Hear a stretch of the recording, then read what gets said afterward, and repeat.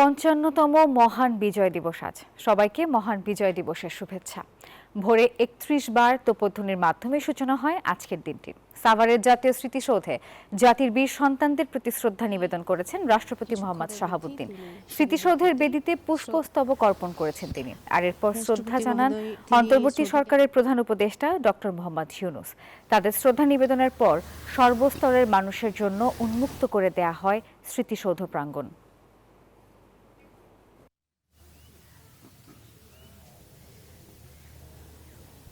এবং সাথে দর্শক, এবারে আমরা যাব জাতীয় স্মৃতিসৌধ প্রাঙ্গণে। সেখানে রয়েছেন সহকর্মী রিশাদ হাসান।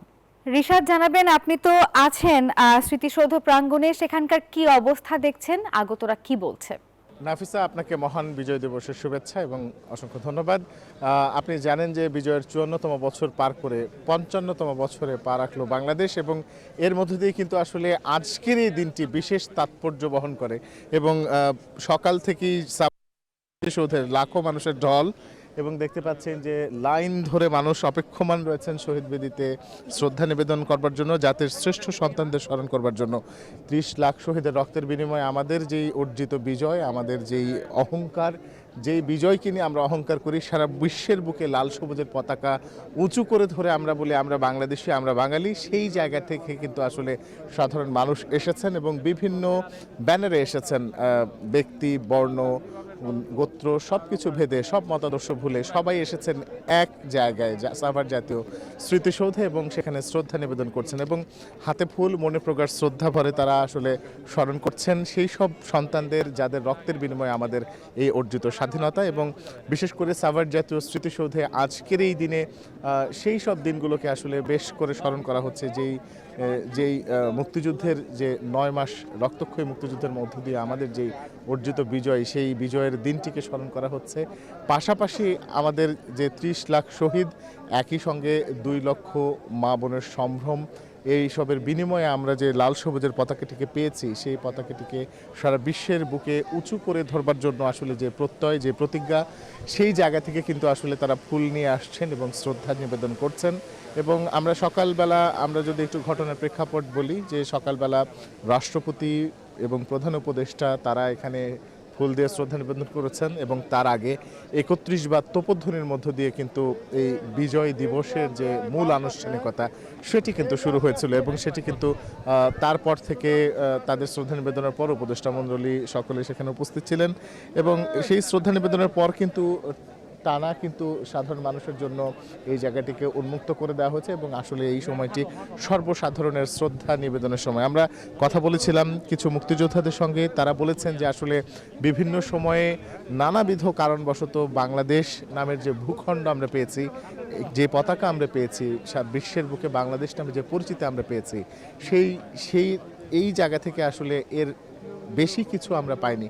সেই জায়গা থেকে সামনে যেহেতু একটি নির্বাচন আছে, এবং তার পাশাপাশি সামনের দিনগুলোকে বাংলাদেশকে সামনের দিকে এগিয়ে নিয়ে যাওয়ার জন্য জনগণের ক্ষমতায়নের জায়গাটিকে আসলে গুরুত্বপূর্ণ করে তুলতে হবে এবং জনগণের ক্ষমতায়নকে নিশ্চিত করতে হবে, সেই জায়গা থেকে কিন্তু তারা কথা বলেছেন। এবং সেই সঙ্গে আরও বেশ কিছু মানুষজনের সঙ্গে কথা বলেছি, তারাও কিন্তু আসলে তরুণ প্রজন্মের প্রতি আহ্বান জানিয়েছে যে তাদের মেধা, তাদের মনন সব কিছু মিলে যেন, শিক্ষা সব কিছু মিলে যেন আসলে সামনের দিনগুলোতে বাংলাদেশকে আরও সামনের দিকে এগিয়ে নিয়ে যাওয়া যায়, সেই জায়গাটিতে কিন্তু আসলে তারা প্রত্যয় ব্যক্ত করেছেন।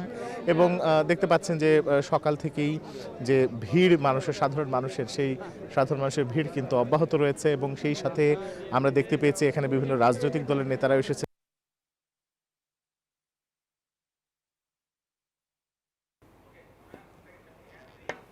প্রেক্ষাপট বলি, এই সাভার জাতীয় স্মৃতিসৌধের যে মূল যে ঘটনার প্রেক্ষাপট, সেই মূল ঘটনার প্রেক্ষাপট যদি আমরা একটু পেছন থেকে যাই, 1971 সালে যখন আসলে পাক হানাদার বাহিনী তাদের নির্মমতার একেবারে চরম পর্যায়ে পৌঁছে যায়, তখন 25শে মার্চের কালো রাতে আমাদের নিরস্ত্র বাঙালির উপরে তারা ঝাঁপিয়ে পড়ে এবং একে একে হত্যা করতে থাকে।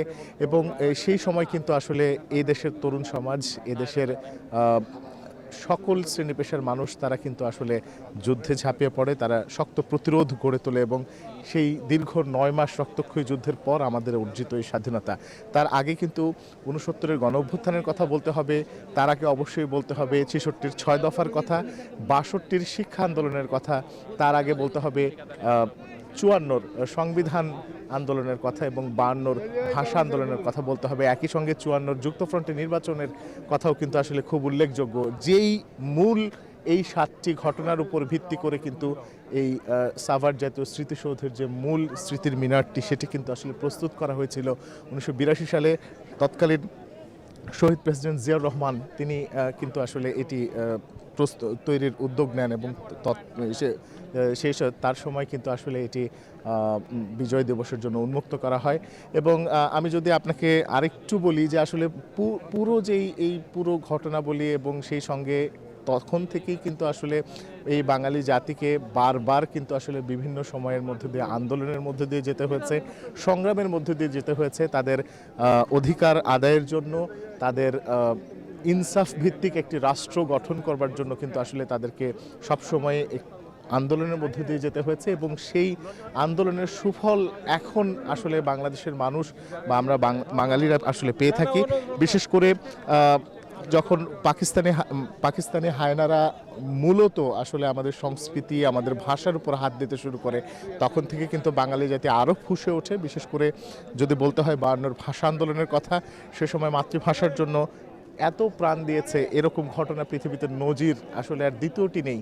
এবং পরবর্তীতে কিন্তু 54-র যুক্তফ্রন্ট নির্বাচন এবং সেই সঙ্গে 56, 66 এবং একই সঙ্গে 69-এর গণঅভ্যুত্থান এবং তারপরের সর্বশেষ যে চূড়ান্ত বিজয় যখন আসে, সেই বিজয়টি কিন্তু আসে 1971 সালের 9 মাস রক্তক্ষয়ী মুক্তিযুদ্ধের মধ্য দিয়ে।